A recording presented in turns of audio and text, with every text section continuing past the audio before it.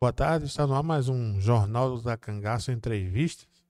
E nosso entrevistado de hoje é o missionário Adalmir Santos, natural de Salvador, 37 anos, casado com uma pé de serrense, há 15 anos ativo na obra e vem da Igreja Batista, né, de Fazenda Grande, lá em Salvador, e hoje congrega na primeira Igreja Batista de Pé de Serra.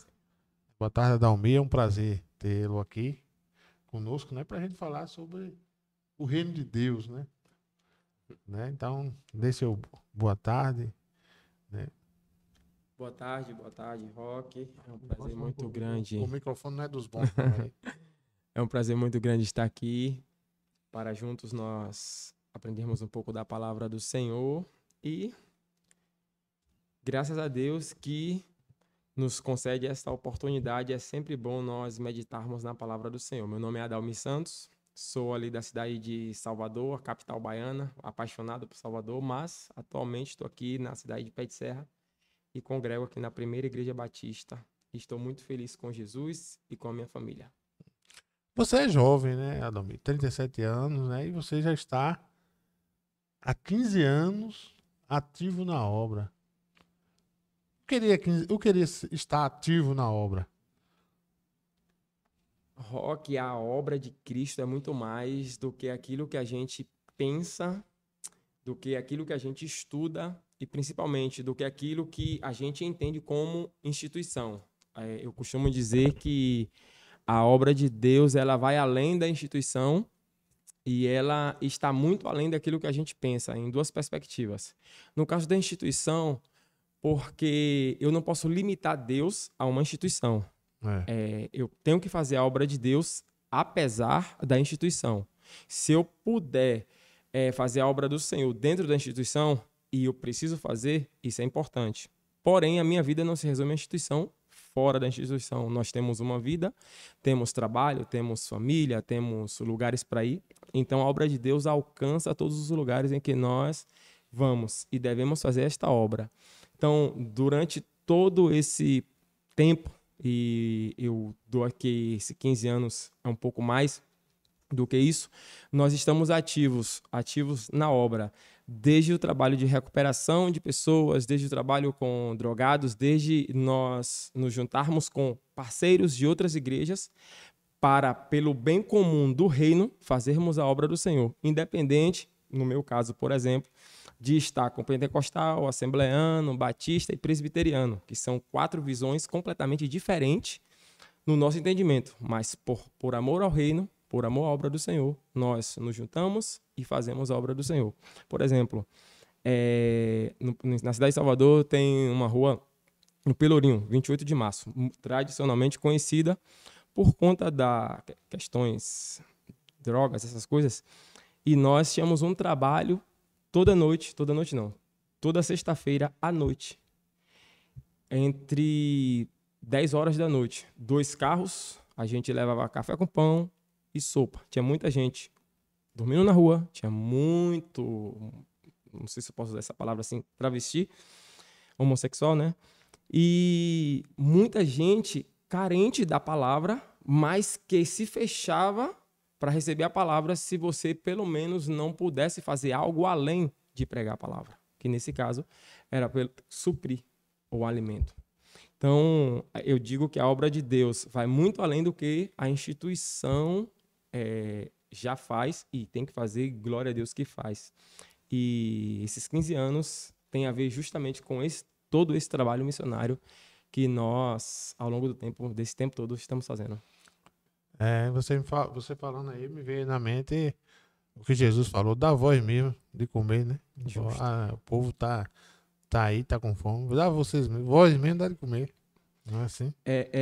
Eu tenho uma experiência que isso marcou a minha vida. Nós fomos entregar um sopão e a gente, no centro da cidade, era um pouco distante de onde a gente morava. E a sopa é muito quente, o copo de 300 ml. Um rapaz, ele estava tomando sopa tão desesperado que ele engolia a sopa. Só que eu sabia que estava quente. Então, a gente acalmou ele para ele poder tomar devagar, porque tinha mais, ele podia repetir. Nós não limitávamos um copo por pessoa. Nós dávamos, orávamos. E ele se acalmou, tomou 2 ou 3 copos mais ou menos. Só que depois ele falou, infelizmente, por conta da realidade e do horário, tem pessoas também que se aproveitam. E aí ele falou bem assim, se fosse ou polícia ou qualquer outro tipo de pessoa, a gente tinha um certo receio. Mas vocês estão vindo com a palavra de Deus. Então a gente está aqui de coração aberto.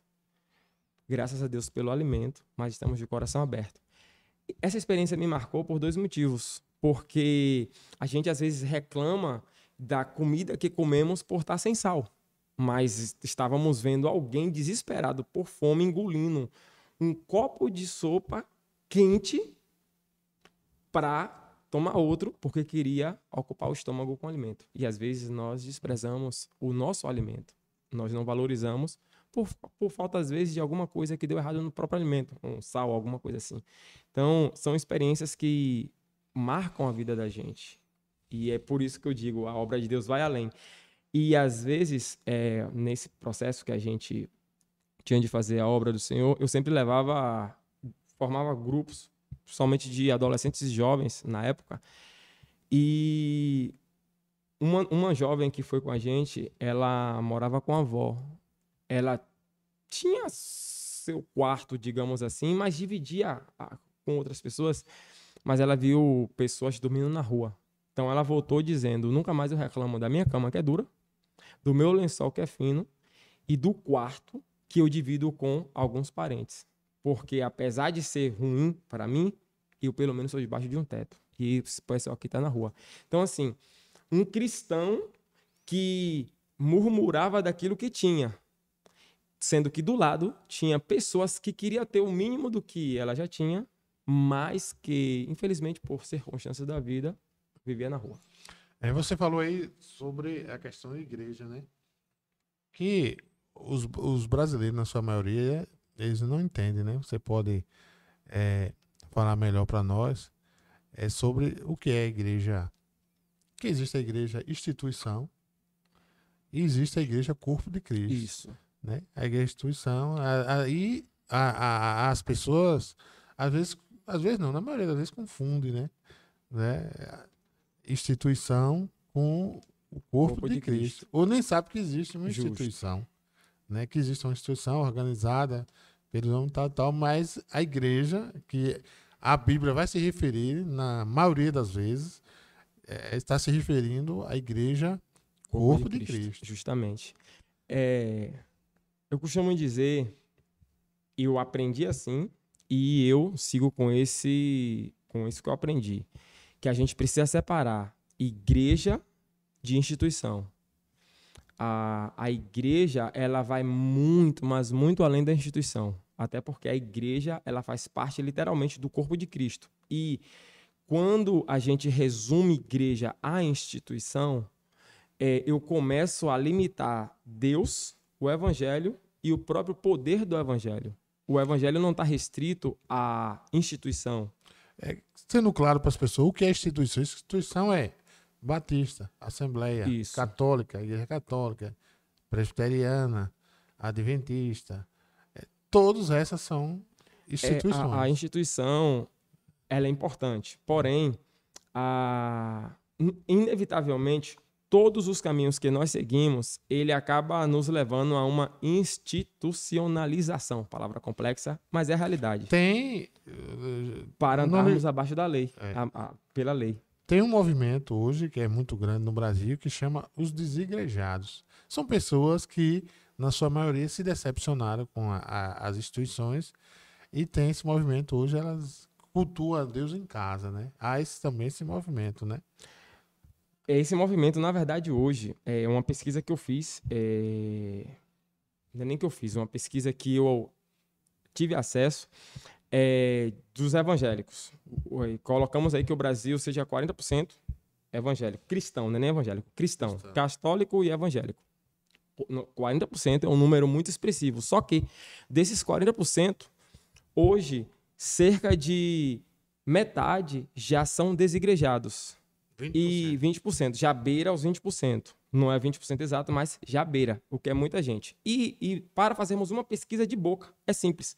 Se você sair para evangelizar 10 pessoas, 8, pelo menos, são afastadas ou que adoram a Deus, mas que não vão para a igreja. Elas têm conhecimento de Deus, elas até querem Deus, mas por algum motivo se afastou não de Deus, mas da instituição. Só que, infelizmente, o se afastar da instituição acaba também comprometendo um pouco a nossa vida espiritual. Eu penso, eu vi isso de um pastor, que nem todo desigrejado ele está afastado de Deus. Às vezes é necessário você, dependendo do contexto, sair da instituição para você manter a fé e continuar com Deus. Às vezes é necessário. Por quê? Porque, infelizmente, nem toda igreja, instituição, apesar de ser um lugar religioso, apesar de falar de Deus, apesar de ter orações e buscar a Deus, infelizmente, eu lamento dizer isso, não serve a Deus. A prova disso é simples. A Bíblia diz que onde o Espírito de Deus está, há liberdade. E onde Jesus chega, acontece cura, transformação, libertação e mudança. Só na cidade de Cafarnaum, se não me falha a memória, que por causa da incredulidade do povo, Jesus não fez milagres. Então, pensa comigo.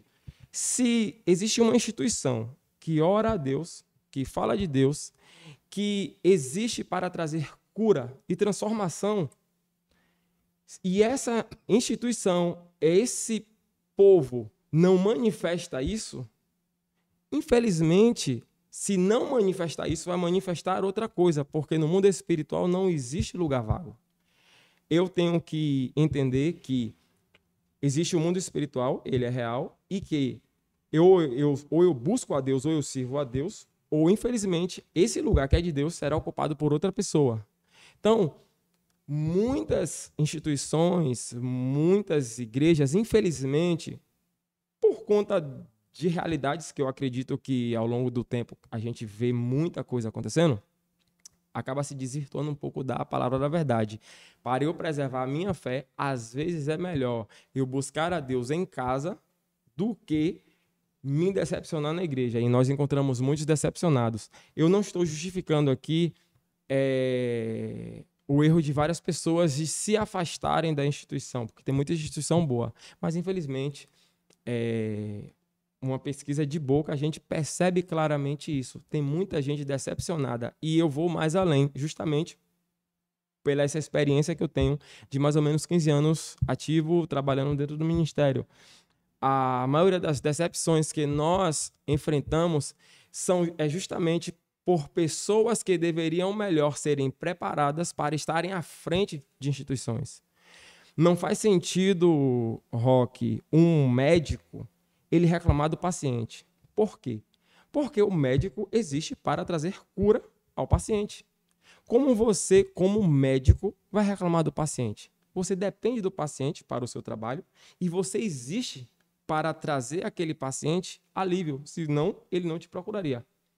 Então, da mesma forma, aqueles que organizam as instituições, lideram as instituições, aqueles que estão à frente da instituição precisam saber ler o tempo, saber ler a realidade de cada pessoa, porque nós somos chamados para a reconciliação.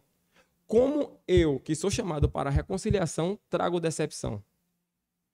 Eu não posso dizer que o outro me decepcionou se, no meu caso, que sou ativo, estou ativo no ministério, e quando eu digo ministério, eu não falo na instituição, falo ministério, que o ministério está para além da instituição. Jesus nos fez discípulos dele, não discípulos de uma instituição, mas discípulos dele.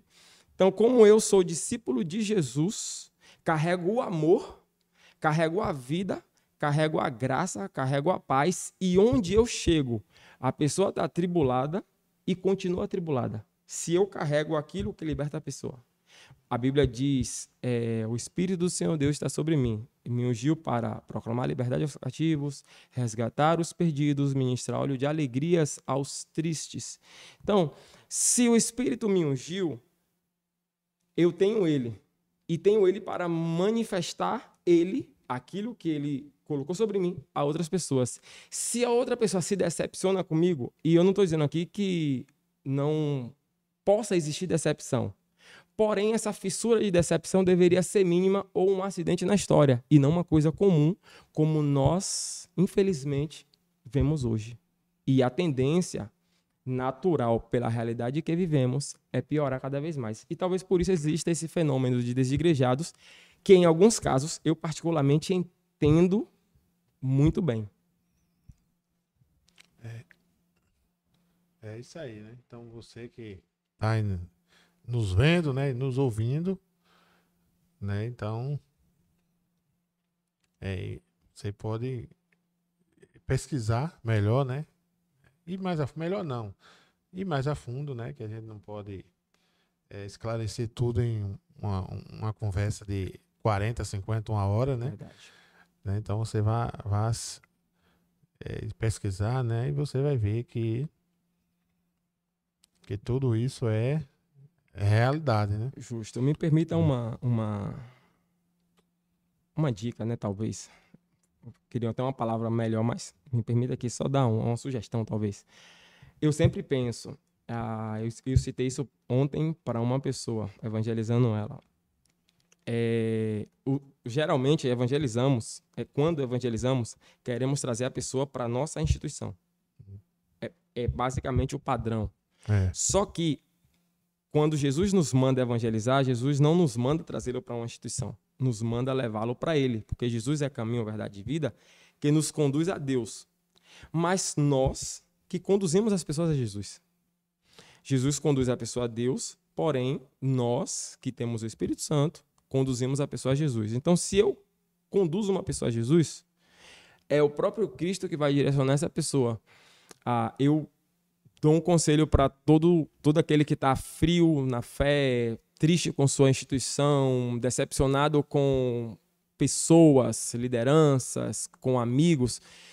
Infelizmente, essas coisas acabam acontecendo mesmo. Porém, se buscarmos o Senhor, se pedirmos a Deus uma direção e abrirmos o nosso coração para Ele, Ele vai nos direcionar. A Bíblia diz em Jeremias, eu é que sei os pensamentos que tenho para vós, diz o Senhor. Jeremias 29:11. Pensamentos de paz, não de mal. Então, Deus tem o melhor para nós. O nosso melhor não está limitado a uma instituição. Só que o próprio texto seguindo diz, então, buscar-me-eis, passareis a orar a mim, eu vos ouvirei. No final do versículo, diz assim, buscar-me-eis e me achareis quando me buscardes de todo o vosso coração. Então, não é estar na instituição que encontra-se Deus. Não é estar com pessoas que se encontra Deus. É importante estar na instituição demais, é importante estar conectado a pessoas demais. Precisamos ser discipulados, precisamos de cuidados, de pastoreio. Mas, sobretudo, eu só encontro Deus quando eu busco de todo o coração. E a promessa de Deus na minha vida não está atrelada nem limitada a uma instituição. Está além. Eu aqui tenho os pensamentos de paz e não de mal. Deus tem, não é a instituição que tem. Agora, precisamos muito enxergar além para entendermos isso, pois quando entendermos isso, eu vou perceber que a minha vida não depende do que às vezes as pessoas dizem. E quando eu digo as pessoas aqui, eu falo de liderança, toda liderança, infelizmente nós temos problemas, isso já é da Bíblia. Paulo e Pedro brigaram.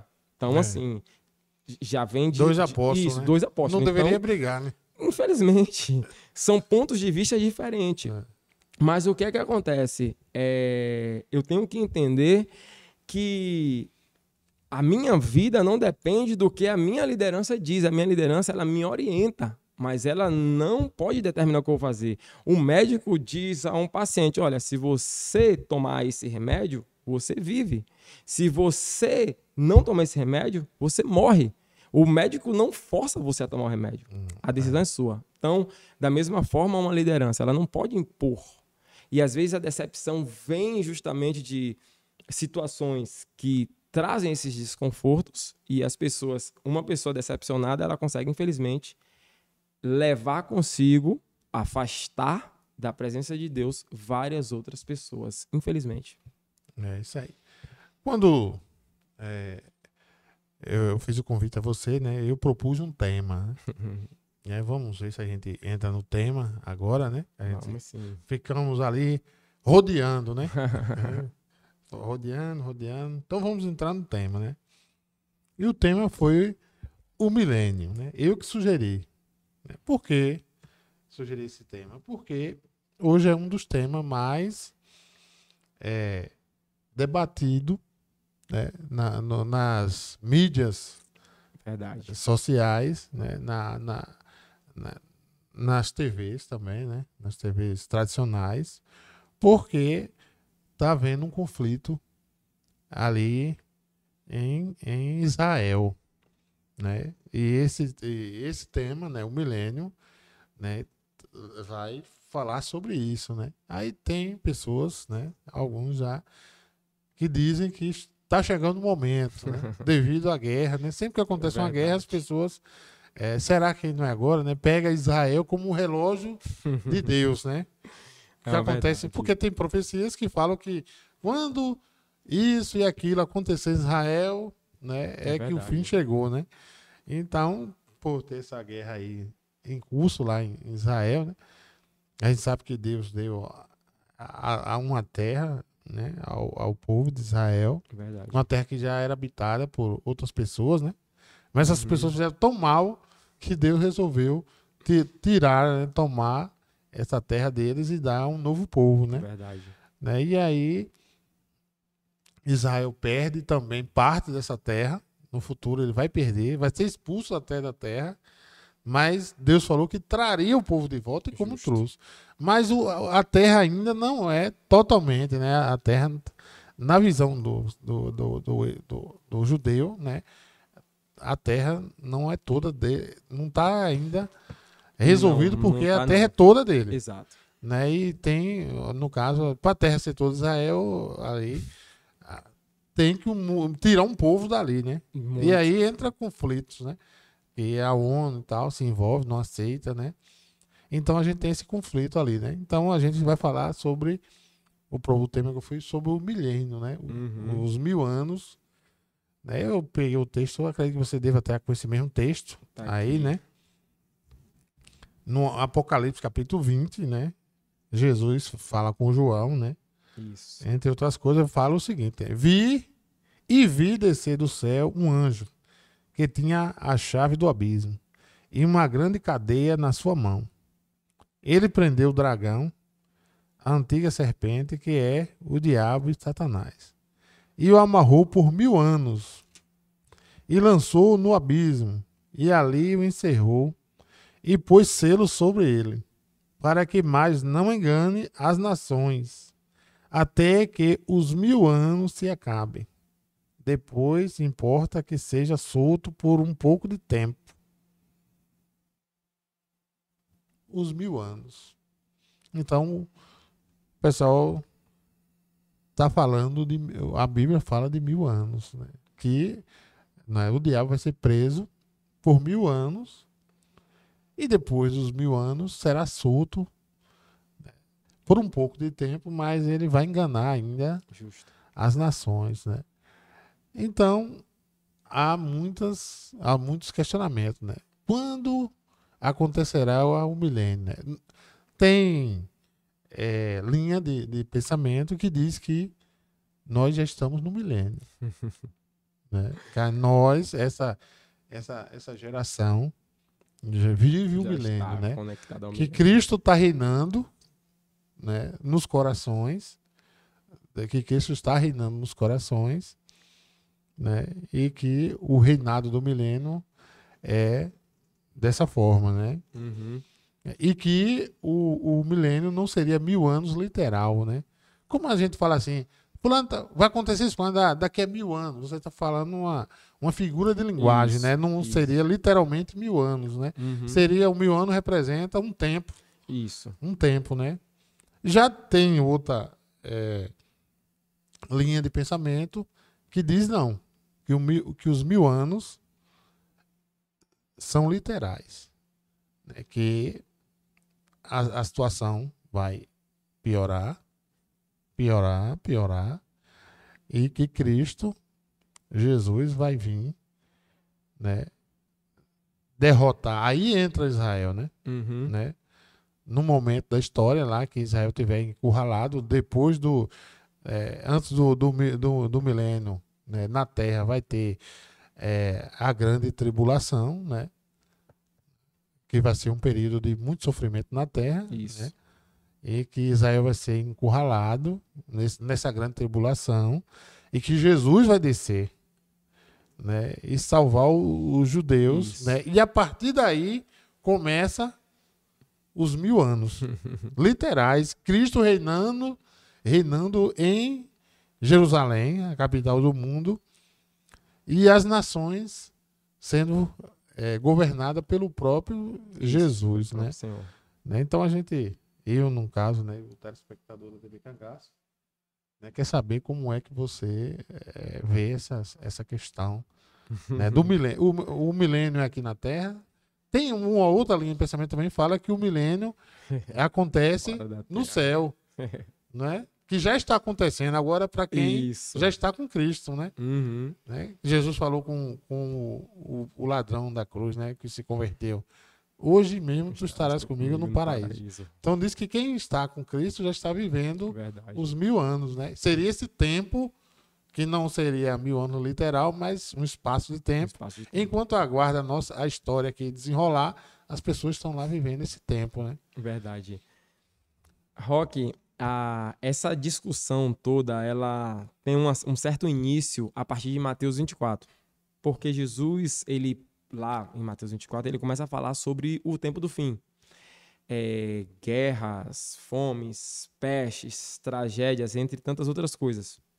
Infelizmente, são fatalidades que hoje acontecem com muito mais impacto e velocidade ao olhar humano.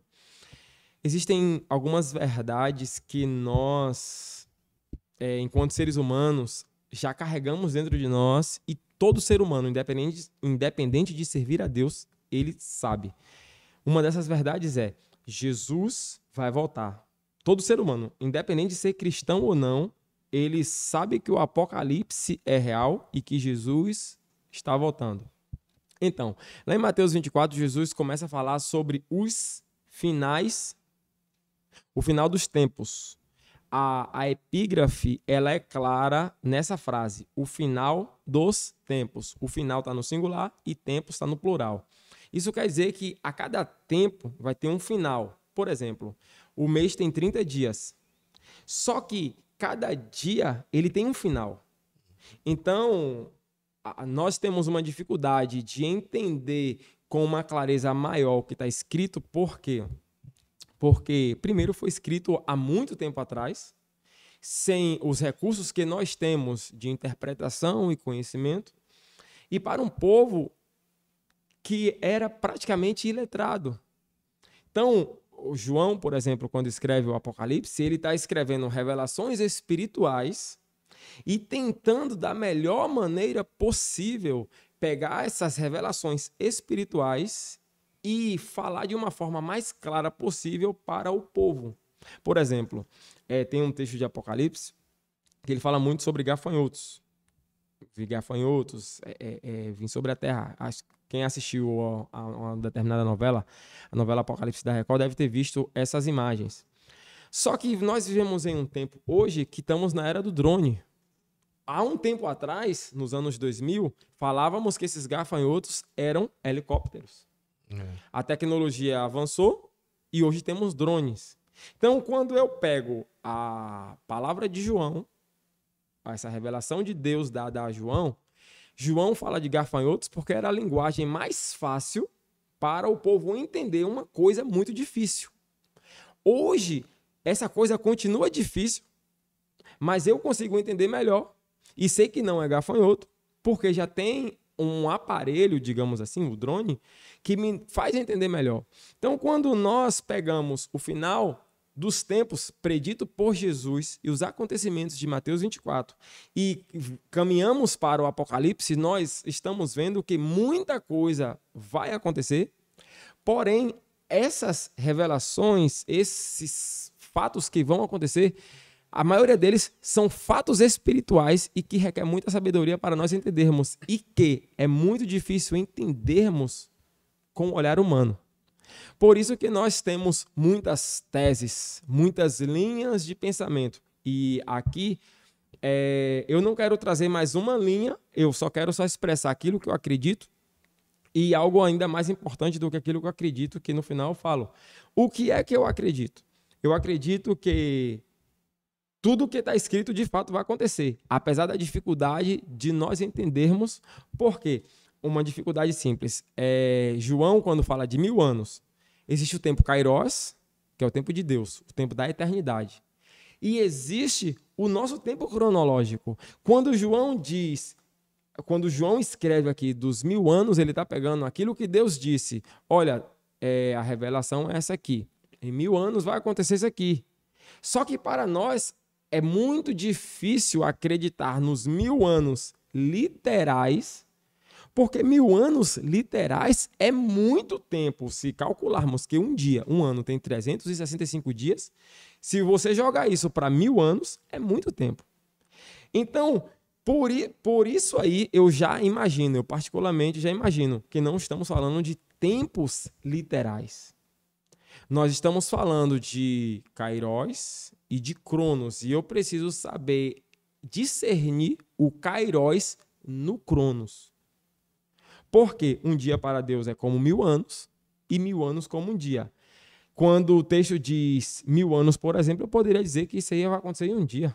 Não serão 1000 anos. Se eu for ao pé da letra como literal, isso vai trazer sobre mim uma complexibilidade de entendimento muito grande. Antes de falar até disso, é interessante o que você falou sobre a guerra de Israel. O mundo hoje inteiro está em guerra. Só que nós temos o olhar maior para aquilo que a mídia lança. Ano passado, por exemplo, parte desses assuntos de hoje, ano passado isso, quando começou a guerra da Ucrânia, parte desses assuntos começou quando iniciou-se a guerra da Ucrânia. Só que como hoje nós nos acostumamos, é natural do ser humano se acostumar com as fatalidades que acontecem, nós nem lembramos que a Ucrânia continua em guerra. Parece que a guerra da Ucrânia acabou, só tem a de Israel. Mas a verdade é que não é só Israel, outros países, infelizmente, estão e há muito tempo em guerra. Então, assim, a cada tempo que passa, dependendo da fatalidade, olha que há 2, 3 anos atrás, 3 anos melhor dizendo, a Covid apareceu. Parte desses assuntos também por causa do que está escrito em Mateus 24, que Jesus disse, e também por causa de textos do Apocalipse. Então, nós sempre levantamos esse assunto. Qual é o problema? Quando levantamos esses assuntos de maneira rápida, queremos respostas rápidas e respostas rápidas não nos permite entender melhor o que foi escrito. Porque eu só falei de Mateus e do próprio Apocalipse, mas entra nessa situação toda de Apocalipse o livro de Daniel, ou partes do livro de Daniel. Entra profecias de Isaías. Então, esse texto não está só resumido ao Apocalipse, mas sim a toda a Bíblia. Porém, diante dessa guerra que iniciou-se, começa uma nova discussão, ou ressuscita mais uma vez essa discussão de que Jesus está voltando, que é uma guerra que sinaliza, e que sinaliza mesmo a volta de Jesus, porque ele disse que aconteceria. Porém, lá em Mateus, quando Jesus fala que essas coisas aconteceriam, essas coisas seriam o princípio das dores. Então, se a guerra hoje e todas as guerras que ainda vão acontecer, e eu acredito que vão acontecer muitas guerras, como também terremotos, entre tantas outras coisas que estão escritas no texto, são o princípio das dores, isso quer dizer que nós ainda não chegamos a esse texto de Apocalipse.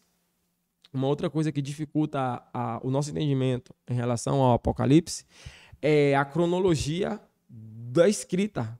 Eu não posso dizer eu não posso dizer com clareza que o capítulo 20, por exemplo, ele está antes do capítulo 15. Claro, no escrito está, mas no fato acontecido, talvez não. Porque se você for para toda a Bíblia, vai ter profecia no final da Bíblia que várias profecias antes, livros antes, não se cumpriram, mas a do final já. E assim sucessivamente. Então, entender essa cronologia dificulta muito. E como nós, por causa dos nossos anseios, queremos respostas rápidas, isso nos faz criar teorias e teses ou acreditarmos em várias linhas que muitas pessoas acabam lançando. E, ao meu ver, isso às vezes nos deixa um pouco mais confusos. Se você sentar com algumas pessoas, ainda que estudiosas da Bíblia, cada uma vai ter um pensamento. A pergunta é, quem está certo? A minha resposta é, dependendo do ponto de vista, todo mundo está certo. Mas dependendo do ponto de vista, está todo mundo errado. Porque eu não posso olhar para o meu ponto de vista como o certo e desprezar o seu, porque de repente você está entendendo algo que eu ainda não consegui absorver sobre esse mesmo texto. E talvez pela fala de alguém, Jesus já tenha voltado. Até porque se eu morrer hoje, para mim ele já voltou. Para o outro não, mas para mim sim. Então por que eu não poderia estar reinando com ele? Eu só não posso dizer que esse reinado seja 1000 anos ou o milênio, tradicionalmente conhecido como o milênio, porque os versículos posteriores ao que foi lido vai falar da primeira ressurreição. O milênio faz parte, segundo o texto, versículos mais à frente, que são pessoas que participam de uma primeira ressurreição e essas pessoas reinam com Cristo durante 1000 anos. Então, assim, dentro desse texto de Apocalipse capítulo 20, vai ter muita coisa que pode nos mostrar que estamos vivendo, que pode nos mostrar que ainda viveremos, ou que pode nos mostrar que eu preciso cada vez mais estar preparado para a volta de Jesus e não me preocupar se vai ser agora ou se vai ser amanhã, que o importante é eu estar preparado. Então, assim, eu vou àquilo que eu acredito. Eu acredito que 1000 anos não se trata de anos literais, se trata de um espaço de tempo. Porque um espaço de tempo? Porque é muito mais fácil eu entender a cronologia. Nós estamos presos a uma cronologia de 24 horas, de 30 dias, 31 dias, 365 dias. Essa é a nossa cronologia e nós não temos como fugir dela. Eu preciso entender isso. E também preciso entender que há um kairos, há um tempo de Deus.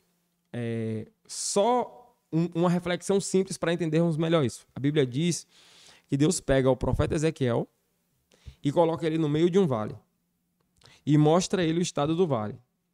Eu acredito que Deus vem em espírito, assim como fez com João. Arrebatou João em espírito e mostrou a realidade espiritual para João, como fez com Ezequiel. Então, nós estamos falando do kairos, o tempo da eternidade. Então, Ezequiel vê a situação lá descrita no vale, só que aí Deus diz a Ezequiel, profetiza. Só que, entre o que ele viu no kairos e o profetizar, há um lapso no tempo. O profetizar não faz parte do kairos, faz parte da cronologia. O ver faz parte do kairos, mas o profetizar faz parte da cronologia. Como é que eu entendo isso? Eu estou aqui no kairos, tendo a revelação da realidade do que está acontecendo. Deus diz, você precisa se mover e profetizar para que a vida aconteça. Só que eu vivo no mundo físico, então no físico é cronológico. Então eu venho para o cronológico, Deus me traz de volta para o cronológico e eu começo a orar e a profetizar. Só que no cronológico não acontece instantaneamente. Estamos a 100 quilômetros de Feira de Santana e digamos que tem muita gente agora no Clériston Andrade doente, enferma. Se orarmos daqui, A pessoa pode ser curada lá, mas há uma cronologia que nos separa. 1h30, mais ou menos, de distância em relação ao carro. Então, no Kairos, eu oro, porque o Kairos não está limitado ao nosso tempo. Eu oro. Mas na cronologia humana, há um espaço de tempo.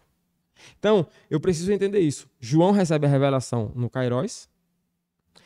Essa revelação vem não para o Kairos, mas para a cronologia. Ele recebe no Kairos, que são 1000 anos.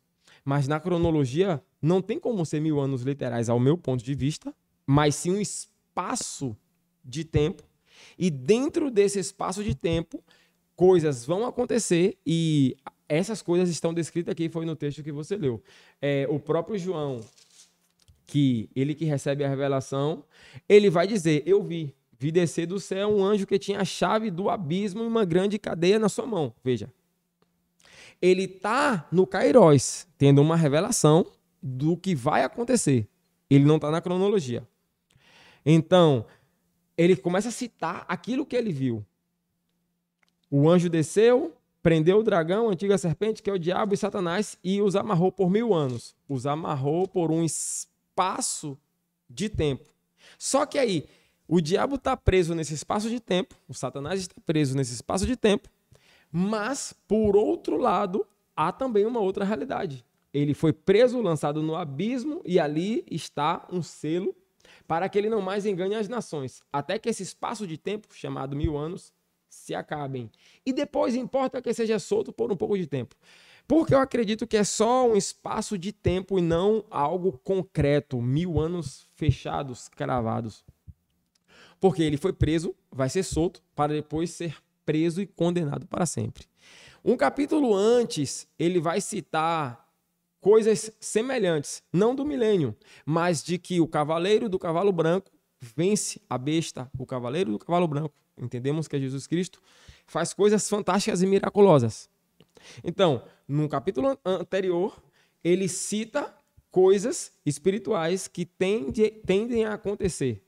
Aí vem no capítulo 20, ele cita mais uma coisa que vai acontecer, que é esse espaço do milênio. E depois ele ainda cita que quando passa esse espaço de tempo, Satanás vai ser solto para depois ser vencido e segue-se o juízo final, que vamos ao capítulo 21, é um novo tempo.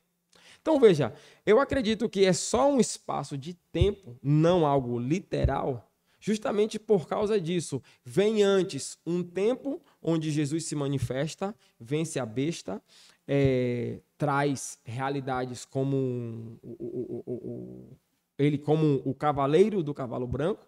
Depois ele reina com esses que participaram da primeira ressurreição, é o que está escrito no capítulo. Olha que coisa interessante.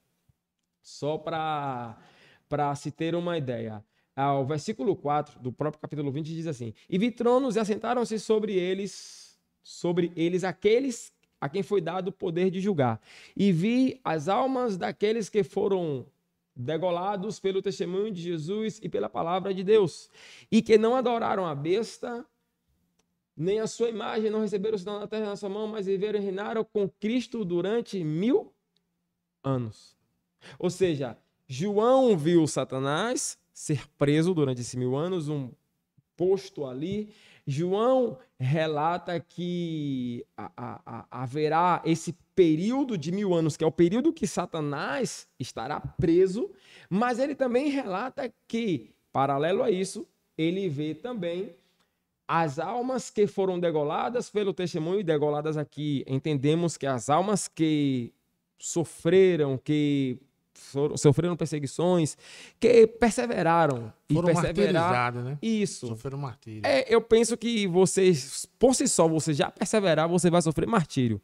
Agora, claro, com a diferença do martírio de hoje, Brasil, para o martírio de quem está no Oriente Médio, de quem está ou do martírio de quem vai viver a grande tribulação. Isso, que aí entra outras situações que as discussões pós, pré, antes, durante e depois, cada um também vai ter a sua linha de raciocínio. Aí, por exemplo, tem nessa mesma linha de raciocínio o pessoal que acredita que a igreja, que para acontecer o milênio, vai acontecer a grande tribulação. Isso. O milênio só acontece depois da grande tribulação.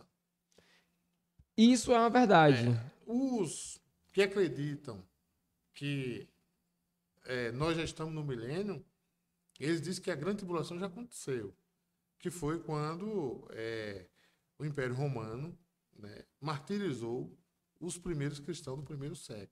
Foram degolados, queimados vivos, jogados para leões comer, jogados no forno assado, jogados no tacho de óleo. Uhum. Quando Nero, né, botou fogo em Roma e botou a culpa nos cristãos, quando eles viveram aquele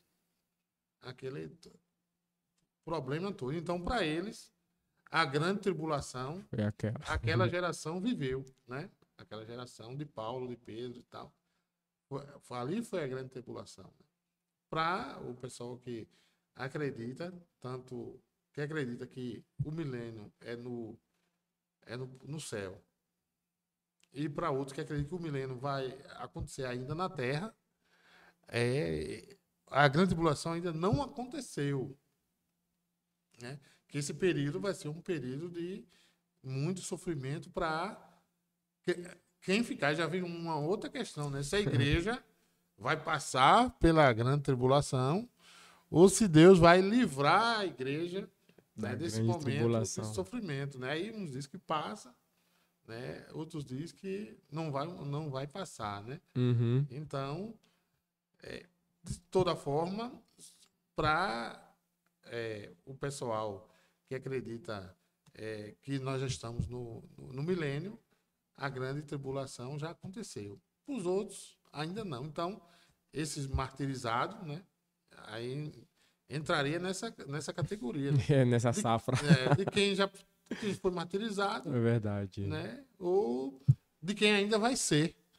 Né? Fala que os degolados, né? Martirizados. Isso, a minha tradução aqui fala degolados. Degolados, né? Isso. Para você ver como o assunto é complexo. Eu não acredito, né? Nem que eu não pense, eu não acredito que a grande tribulação já tenha acontecido. Porque o que aconteceu com a igreja no primeiro século, principalmente com a fúria dos romanos, isso só foi semente para que a igreja se tornasse gloriosa e poderosa. E se nós pegarmos índices, eu falo isso com um certo conhecimento, pela minha visão missionária, se nós olharmos para algumas nações, hoje tem determinadas nações que fazem igual ou pior do que o que Roma fazia. Porque cada época vai ter uma cultura diferente e cada cultura diferente vai trazer também um tipo de perseguição diferente. Por exemplo, existem pouquíssimas informações sobre a Coreia do Norte. A Coreia do Norte é um país, infelizmente, complexo por conta da sua ditadura, a sua maneira de gerir o país. O cristianismo na Coreia do Norte é totalmente proibido. E se uma pessoa for encontrada, seja com uma Bíblia ou com um manuscrito bíblico, não é somente ela que sofre, é a família que sofre. Se já é ruim um cristão sofrer por ser cristão, ele está colocando em risco toda a sua família. Isso eu estou falando da realidade da Coreia do Norte. Porém, se nós formos a realidades também árabes, é daí para pior. Por quê? Porque o islamismo, países que têm como o Islã a sua religião principal, não aceita, em hipótese alguma, o cristianismo. Então, quando se encontra alguém já com manuscrito bíblico, com conhecimento bíblico, o problema não é ser condenado à morte, que isso por si só já é. Países assim, é aquela questão. Virei cristão, eu estou condenado à morte. Porém, esse não é o problema. O problema é que eu estou colocando em risco aqueles que, de certa forma, é a minha família, que eu tenho que cuidar, tenho que amar, tenho que proteger. Então, isso dificulta mais ainda uma pessoa de se converter ao evangelho. E por isso, quando se converte, nós sabemos que se converteu genuinamente. Então, qual é a diferença de pessoas que sofrem essa perseguição para a perseguição que Roma fez lá atrás? Lá atrás era só a cultura da época, por exemplo, usar o azeite. Era só uma cultura da época dar aos leões, porque infelizmente acontecia isso. Mas hoje, há uns 5 anos atrás, não lembro se mais ou menos isso, o Estado Islâmico degolou 21 pessoas cristãs na frente do mar. Então, assim... E filmou, né? E filmou. Filmou e mandou pro mundo ver. É para você ver qual seria a diferença de dar pro leão comer ou degolar na frente do mar. Não faz diferença. O que diferencia é só a época e a cultura. Então, eu não acredito que seja que a igreja tenha passado pela grande tribulação, levando em consideração esses índices. Agora, claro, a igreja, naquela época, sim, passou pela grande tribulação dela. E eles morreram firmes e fortes no Senhor, e para eles, Jesus já voltou. Agora, nós, enquanto igreja, estamos vivos? Sim, se continuarmos vivos até a volta de Jesus, eu acredito que passaremos pela grande tribulação. A grande tribulação, ou pelo menos o início dela, eu acredito que começa com as profecias de Mateus 24. Se você fazer uma análise, olha o que aconteceu com a Covid. A Covid, do nada, quando se instalou, ela nos mostrou que somos fracos, vulneráveis e que podemos facilmente ser aprisionados e tomados pelo medo. Então, não tinha armas, não tinha exército em si, não tinha pessoas, não tinha guerra. O que tinha era somente na nossa mente medo e ansiedade. Então, a Covid chegou e mostrou que ela pode nos atribular, nos paralisar e acabar, dependendo da pessoa, dominando a pessoa a partir do medo. Então, quando eu pego a situação da Covid, eu poderia dizer que para a nossa época foi talvez uma tribulação. Por quê? Porque houve, na época da Covid, muita realidade que interferiu diretamente na nossa espiritualidade, no nosso relacionamento com Deus. Então, eu acredito que para nós, enquanto vivos estivermos esperando o Senhor, passaremos pela grande tribulação, ou por aquilo que chamamos de grande tribulação, porque é necessário que nós, eu não vou falar aqui a tribulação ou grande tribulação, na perspectiva de tragédias, porque estamos no Brasil. Eu preciso separar lugares de lugares. A Bíblia diz, por exemplo, aqui dos degolados. É lógico que no Brasil, essa realidade é impossível, pelo menos hoje. Seja por lei, seja por cultura, por realidade. Uma pessoa violentar a outra, arrancar a cabeça, é um ponto em uma cidade. Não é a cultura da cidade. Então, nós precisamos saber separar isso. Então, quando existe essa palavra que é pesada, na Coreia do Norte eu posso dizer que ela é válida, mas no Brasil eu posso falar que é uma perseguição a partir somente da opressão, através de palavras, por exemplo. Através de problemas que nós não conseguimos resolver. Porque nós somos perseguidos de várias formas. Aqui temos uma perseguição completamente diferente de uma perseguição no Oriente Médio, como diferente também da perseguição que o europeu tem. Mas apesar de diferente, são perseguições. Geram sofrimentos. Influenciam e comprometem a nossa casa, a nossa família. Então, entender e enxergar por esse ângulo nos faz ver que a igreja, de forma geral, não pode esperar uma tragédia estar acontecendo para ela chamar essa tragédia de grande tribulação. Porque em determinado lugar vai ser uma tragédia. Recentemente, nós vimos aí, recentemente não, que tem um tempo já, lá em Brumadinho, a represa lá desceu e devastou a cidade. Para aquele povo ali foi uma grande tragédia, mas não para todo o estado. Então eu não posso pegar esse evento pontual e trazer para toda a nação dizendo, olha, nós passaremos por uma tragédia dessas. Então, dentro desse processo eu penso que não passaremos pela grande tribulação, E que penso que não passaremos, não, que passaremos, retificando, eu penso que passaremos pela grande tribulação. Agora, claro que dependendo do contexto, da geografia e da realidade, de forma diferente, porque a igreja está em todo o mundo, ela é a mesma, mas em cada nação a perseguição é de forma diferente. E a partir dessa perseguição, dessa tribulação, de todos esses desafios que a igreja tem a tendência de enfrentar, sim, Deus está vendo. O próprio tem textos em Apocalipse que diz que Deus, ele não só vê, mas recebe as orações dos santos, e o sangue dos santos que morreram clama por justiça. Então, nós temos Jesus se levantando, e antes desse texto aqui do milênio, e que é pós a grande tribulação, digamos assim, é o capítulo 19, que fala justamente de Jesus vindo como cavaleiro do cavalo branco e triunfando.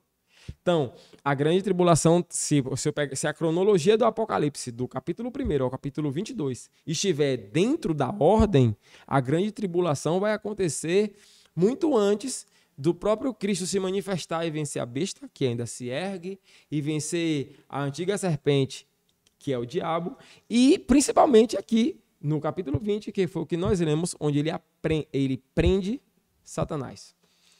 A gente está falando da grande tribulação, você que está aí do outro lado da tela, né?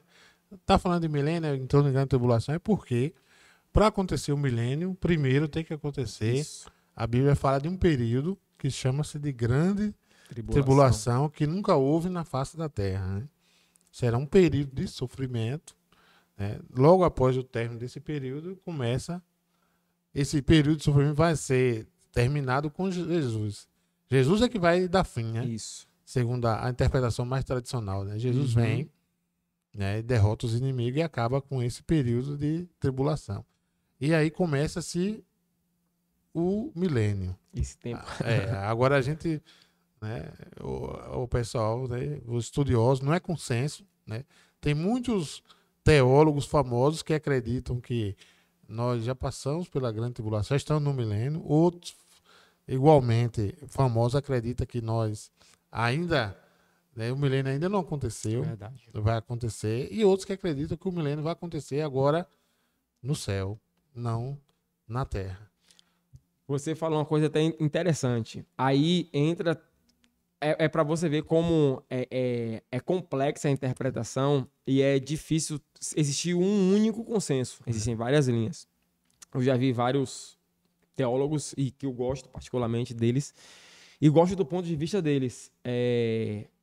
Uns contra, outros a favor. Uns que são pré-tribulacionistas, outros que são pós-tribulacionistas. Aqueles que pregam veementemente que vamos passar e aqueles que pregam que nós não iremos passar. E aí entra essa questão, onde nós passaremos o milênio, onde viveremos o milênio, que é uma outra pergunta de difícil interpretação. Eu posso falar daquilo que eu penso. Todos nós temos os nossos achismos, as nossas ideias. Eu gosto de sempre pensar. O que acontece? Eu não posso ser uma pessoa que apenas ouve aquele ponto de vista e tem como certo e traz aquela verdade da pessoa para mim, por mais estudiosa que aquela pessoa seja. Eu preciso entender e também, ainda que errada, ter uma opinião própria. Porque senão eu vou estar sempre firmando as minhas opiniões em cima daquilo que o outro entendeu. Tudo que eu defendo hoje, por exemplo, amanhã pode ser mudado a partir de uma revelação bíblica, a partir de um discernimento do Espírito Santo. A graça do Evangelho, ela traz isso para nós. Hoje nós acreditamos em uma maneira, em algo.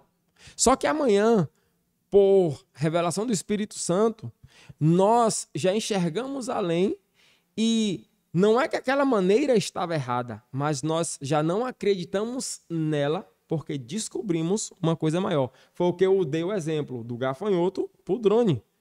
Se o povo daquela época estivesse na nossa geração hoje, eles não acreditariam que viria uma nuvem imensa de gafanhoto. Porque hoje eles veem um drone. E olha que os drones hoje destroem muito mais do que gafanhoto, né? Que destrói a lavoura. Então, assim, onde vamos passar esse milênio? Eu comecei falando sobre o Kairos e a cronologia. Essa revelação do Apocalipse, ela se dá sempre no Kairos. O próprio livro já se inicia João sendo tomado em espírito, João sendo elevado, João sendo arrebatado, dependendo da interpretação e de como a pessoa queira ver. Mas a verdade é que João não estava no seu corpo natural. Ele ainda cita que caiu como morto, entre outras coisas. Então, assim, ele está num tempo de eternidade. Jesus, você pontuou isso, Jesus disse a um dos ladrões, os ladrões da cruz: hoje mesmo estarás tu comigo no paraíso. Quando ele ressuscita, se não me falha a memória, é Maria vai tocá-lo, e ele diz: não me toques, porque ainda não fui para meu Pai. Veja, ele diz ao ladrão da cruz: hoje estarás comigo no paraíso. Ele diz a Maria: não me toques, não me detenhas, porque ainda não fui para meu Pai. Onde Jesus estava? Jesus não estava na terra porque ele tinha morrido. Mas Jesus também não foi ao céu porque ele não estava com o Pai. Ele cita. E ele diz ao ladrão: você estará comigo no paraíso. Então isso indica... Ainda hoje. E momentos antes dele morrer, é tipo assim, olha, nesse instante nós estaremos em um lugar que não é o céu, porque para lá eu ainda não vou, e você não pode ir, mas eu vou ter que sair da terra.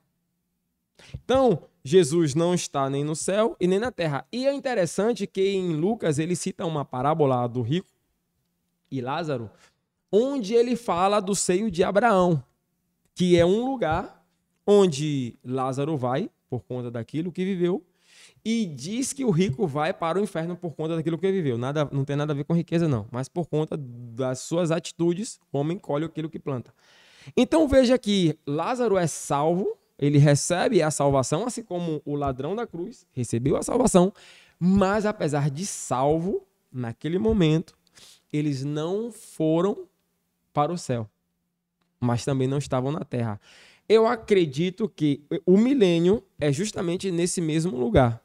Existe um lugar, eu não posso dizer onde é esse lugar, por não saber. A gente tem dificuldade de dar o nome a esse lugar, porque se você chamar o lugar de paraíso, de seio de Abraão, é fazer jus ao que Jesus falou ao ladrão e fazer jus à parábola do rico e Lázaro. Mas o fato é que não tem como ser na terra, porque nós estamos falando de um tempo chamado Kairos.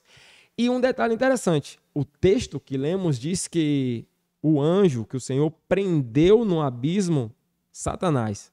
Satanás não é uma pessoa, não é um ser físico. Por si só, já revela que nós não estamos falando de coisas terrenas. Nós estamos falando de realidades espirituais. Então, Satanás é preso em uma realidade espiritual, em um mundo espiritual, em uma dimensão espiritual, e a igreja do Senhor que participa da primeira ressurreição, essa igreja, pelo texto aqui, ao meu ver, não está em um corpo físico. Por quê? Porque logo depois que Satanás é solto, diz o texto que essas pessoas virão com o Senhor para vencer. Então, nós não estamos falando de realidades físicas.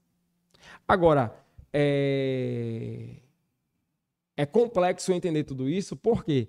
Porque requer leitura, sensibilidade, discernimento, requer de nós muita paciência e, principalmente, se nós ficarmos na ansiedade, você vai no Google agora, você aí ouvinte, você vai no Google agora e coloca milênio, você vai ouvir 10, 20 coisas de pessoas que estudaram, que não tem nada a ver com o que está escrito. Você vai ver 10, 20 coisas diferentes de pessoas que estudaram e que tem tudo a ver com o que está escrito.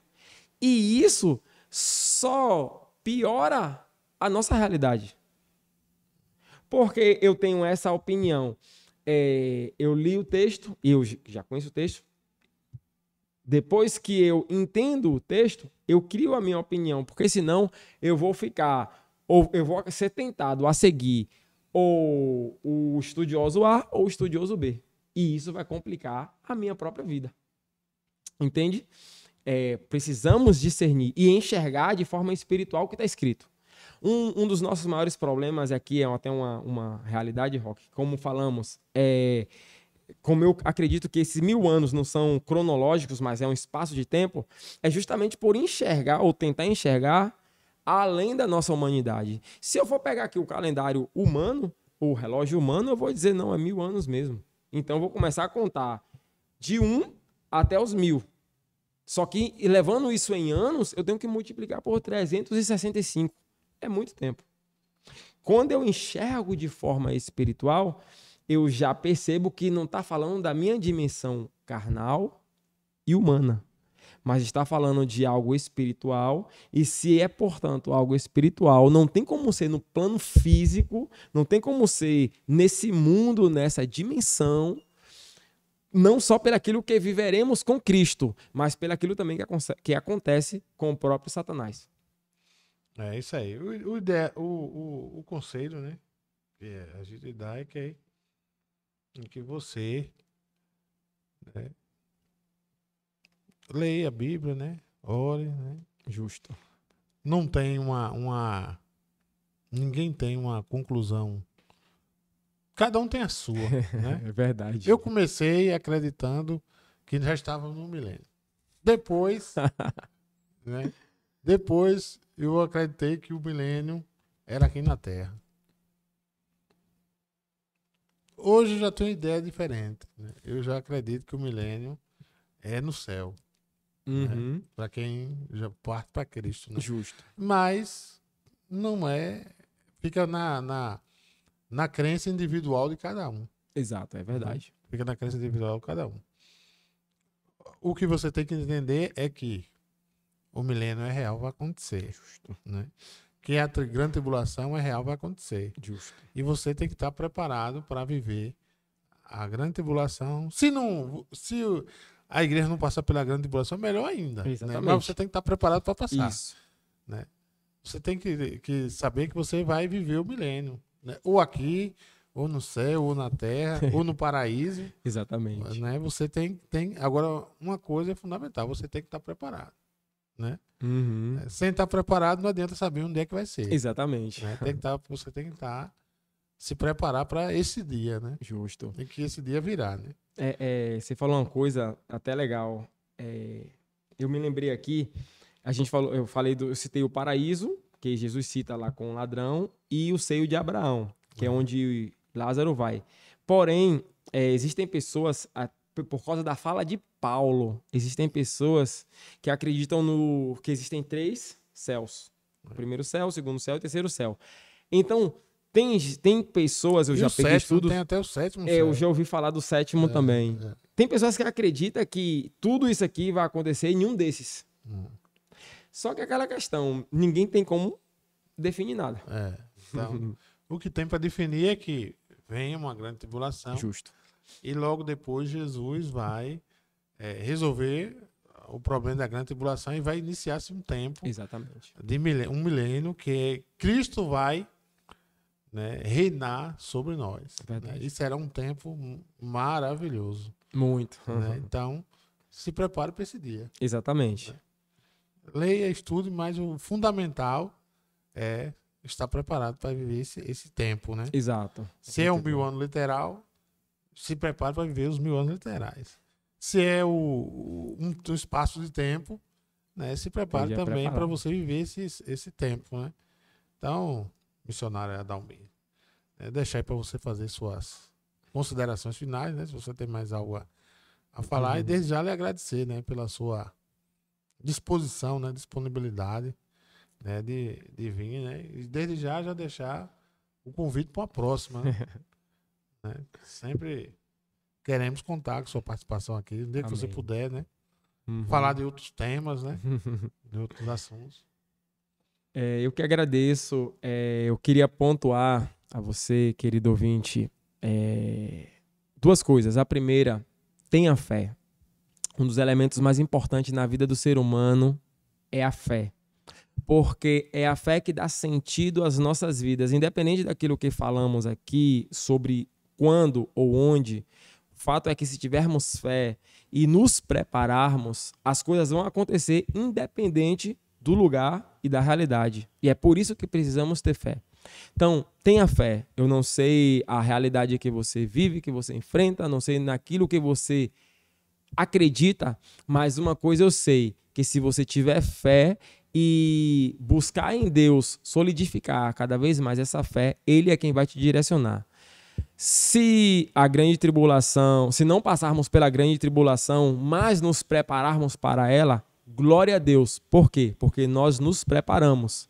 Porém, se não nos prepararmos pensando nós que não passaremos e ela chegar, nós teremos problemas. Então é melhor, independente de qualquer coisa, estarmos sempre preparados. E a segunda coisa, Jesus está voltando. Nem sempre acreditamos na volta de Jesus porque o ser humano hoje pensa que o inferno é aqui e também, diante do tempo em que nós vivemos, nós estamos acostumados com a realidade presente. Mas o fato é que Ele está voltando. Então esteja preparado para essa volta, para todos nós nos encontrarmos com o Senhor, para todos nós o adorarmos e vivermos esse tempo maravilhoso que eu tenho certeza que você deseja viver, só que querer não é suficiente. É preciso estar preparado. A volta de Jesus não é uma volta para quem quer viver, mas para quem está preparado para viver. Todos verão, mas nem todos estarão com Ele por falta de preparação. Então, se prepare e estaremos reinando com o Senhor e vivendo essa grandíssima e maravilhosa experiência com Ele chamada milênio. Roque, muito obrigado. Deus abençoe a sua vida, que Deus abençoe esse programa, que Deus abençoe você ouvinte. Eu, como sempre digo, eu sou servo, estou à disposição e que Deus possa nos abençoar. É isso aí. Então, chegamos ao final de mais um programa Cangaço, Jornal da Cangaço Entrevistas, né? Desejar a você uma boa tarde e na próxima sexta-feira estaremos de volta, se assim Deus nos permitir. Um abraço e até mais.